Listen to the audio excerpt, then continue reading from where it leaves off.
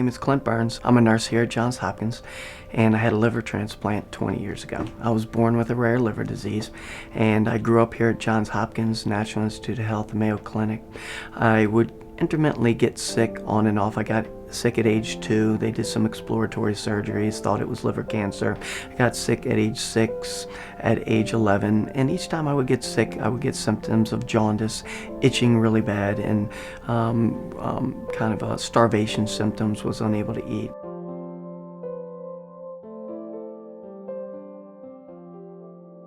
At age 15, I got some severe pancreatitis and had to get fed through my vein for a few months and spent a lot of time at Johns Hopkins. And at age 17, I was evaluated for a liver transplant. They turned me down for a liver at that time. They said, we're going to wait a little while, try a few other things.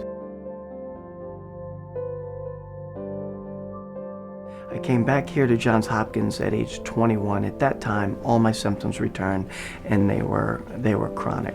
I repeated 9th grade, got through 11th grade with tutors, and at age 21, when the symptoms came back and didn't go away, they did plasmapheresis on me once a week for 4 years, which was a sort of dialysis for my liver. At age 24, then they reevaluated me for a transplant, and at age 24, I was put on the transplant list.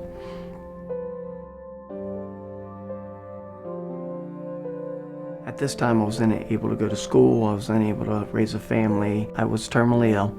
I had really no chance of survival at this point. I was kind of at the end of my rope.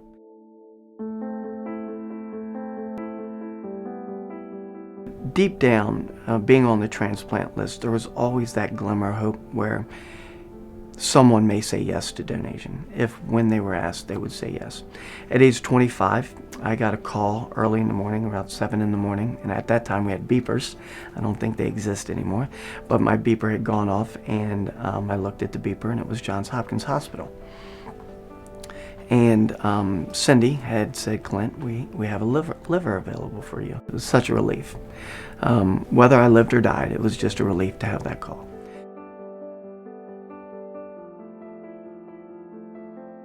I was very fortunate. The surgery went really well.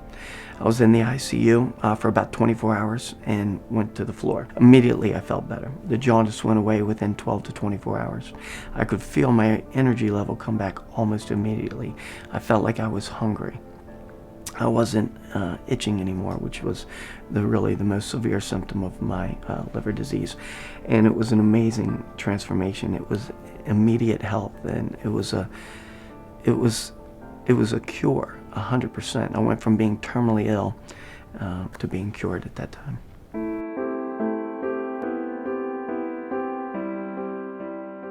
My first thought was with my donor family. I really wanted to write them and let them know how grateful I was for this life-saving gift.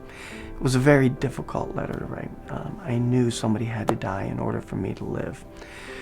So I wrote the letter many times, 5 or 6 times, and the words definitely don't flow. It's something you write the words and you think, am I telling too much information, not enough?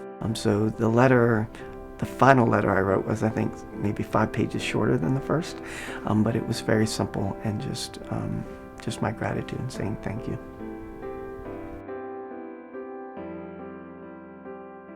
Dear Clint, my daughters and I received your letter with great joy and thanksgiving. How wonderful to hear after all this time that our gift has made such a positive difference in so many lives. We have healed, as I believe we all must do, to go on with our lives. In that time of shock and confusion, an overwhelming feeling that I experienced was one that something good has to come from this tragedy.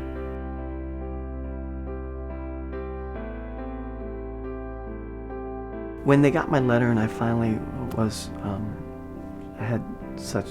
I was so honored to be able to meet them, and I was sitting across from Linda. Linda ultimately said, Clint, and really it changed how I viewed donation completely and donor families. And I said, Linda, it was a hard letter for me to write. I didn't want to cause you any grief or any more pain.